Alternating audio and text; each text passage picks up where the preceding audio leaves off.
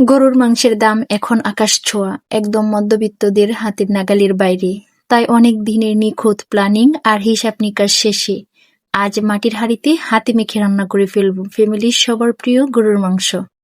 মাটির সোঁদা গন্ধ আর খাঁটি সরিষার তেলের এই যুগলবন্দি রান্নার পুরো ভাইবটাই চেঞ্জ করে দিবে। চলুন আজকে শেয়ার করি এই স্পেশাল রেসিপি আর আমাদের মধ্যবিত্ত জীবনের এক বুক ভালোবাসার গল্প। আসসালামু আলাইকুম এভরিওয়ান, সবার কি অবস্থা, কেমন আছেন সবাই? আলহামদুলিল্লাহ, আমরাও সবাই ভালো আছি। আজকের দিনটা আমার জন্য ভীষণ আনন্দের, আবার একটু আবেগেরও। অনেকদিন পর আজ পরিবারের সবার পছন্দের খাবার রান্না করছি, মাটির হাঁড়িতে হাতে মাখা গরুর মাংস। সত্যি কথা বলতে কি জানেন, বর্তমানে গরুর মাংসের দাম যেভাবে সাধারণ মানুষের হাতের নাগালের বাইরে চলে গেছে, আমাদের মতো মধ্যবিত্ত পরিবারের এটা এখন আর যখন তখন কিনে খাওয়ার উপায় নেই। অনেক দিনের প্ল্যানিং, বাজারের কাটছাঁট আর হিসাব নিকাশ শেষে তবে আজ বাড়িতে মাংস এসেছে। তাই এই রান্নার আনন্দটাই আজ অন্যরকম। চলুন তাহলে পুরো রেসিপিটা আমি আপনাদের সাথে শেয়ার করি। প্রথমেই হচ্ছে মাংসগুলো খুব ভালো করে ধুয়ে পানি ঝরিয়ে নিয়েছি। মাটির হাঁড়িতে রান্নার আসল জাদু কিন্তু মশলা মাখানোর মধ্যে। আর এখানে যেহেতু আমি মাটির হাঁড়িতে রান্না করব, সেহেতু হচ্ছে আমি মাটির একটা প্লেটে মাংসটা মেখে নেব। তো এটা আমি বেশ কিছুক্ষণ ম্যারিনেট করে রাখবো। একে একে হচ্ছে এখানে আমি পেঁয়াজ কুচি, আদা রসুন বাটা, হলুদের গুঁড়ো, মরিচের গুঁড়ো, ধনিয়ার গুঁড়ো আর জিরে গুঁড়ো নিয়েছি।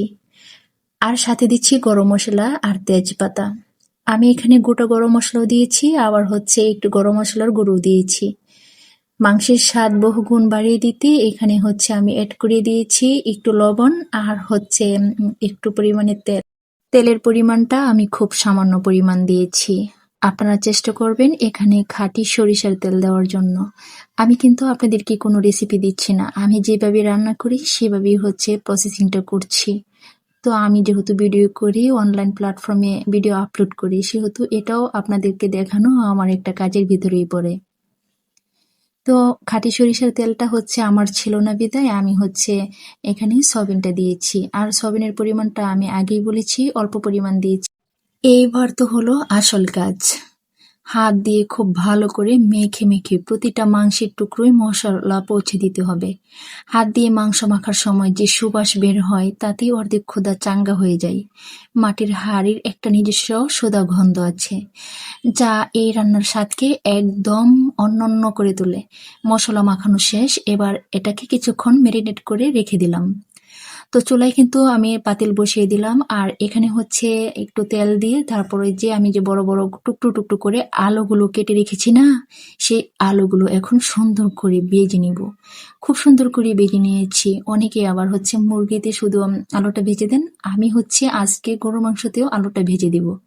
তো প্রথমে কিন্তু আমি এখানে কয়েক গোটা শুকনো মরিচ দিয়ে দিলাম, সাথে কয়েকটা পেঁয়াজ দিয়ে দিলাম। বাস, এখন সুন্দর করে ভেজে নিব। আমি মাংস রান্নার সময় পেঁয়াজটা বেশি করে ভাজি না, কারণ হচ্ছে এটা যদি বাদামি কালার করে ভেজে নিই তাহলে মাংসের স্বাদটা বহুগুণ বাড়িয়ে থাকে। সেই জন্য আমি হচ্ছে অল্প পরিমাণ ভেজে তারপরে যে এখানে এই যে মেরিনেট করা মাংসটা ছিল সেটা ঢেলে দিলাম। কিন্তু এখানে আবার একটা ভুল সবাই করে, ভুলটা হচ্ছে এই যে মাংসটা দেওয়ার পর এক গাদা পানি সবাই কিন্তু দিয়ে দেয়। সবাই না, অনেকেই দিয়ে দেন বোনেরা। এখানে যদি আপনি এক গাদা পানি দিয়ে দেন তাহলে দেখা যাবে মাংসের স্বাদটাই নষ্ট হয়ে যাবে।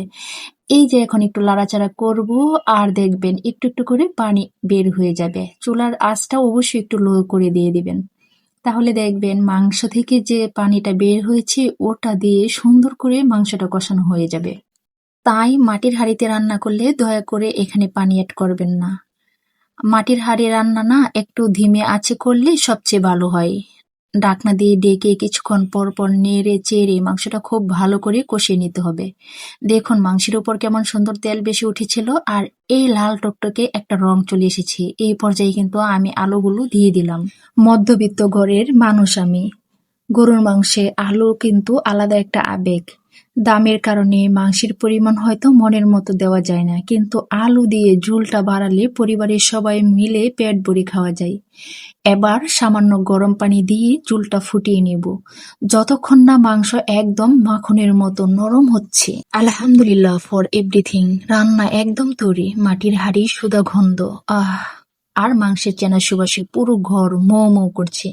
জিনিসপত্রের এত দামের বাজারেও আজ যখন দুপুরের খাবারের টেবিলে সবার পাতে এই মাংস তুলে দিচ্ছিলাম আর তাদের মুখে তৃপ্তির হাসি দেখছিলাম, মনে হচ্ছিল আমার সব কষ্ট সার্থক। পরিবারের পছন্দের খাবার নিজের হাতে রান্না করে খাওয়ানোর যে সুখ, তার চেয়ে বড় কোনো হ্যাপিনেস আর হতেই পারে না। আলহামদুলিল্লাহ। সবশেষে আপনাদের প্রতি একটা অনুরোধ, ভিডিওটি যদি ভালো লেগে থাকে তাহলে লাইক, কমেন্ট আর শেয়ার করে পাশে থাকবেন। আর গরুর মাংসের সাথে আলু কার কার প্রিয় কমেন্টে জানাতে ভুলবেন না কিন্তু। See you in the next video. আল্লাহ হাফিজ।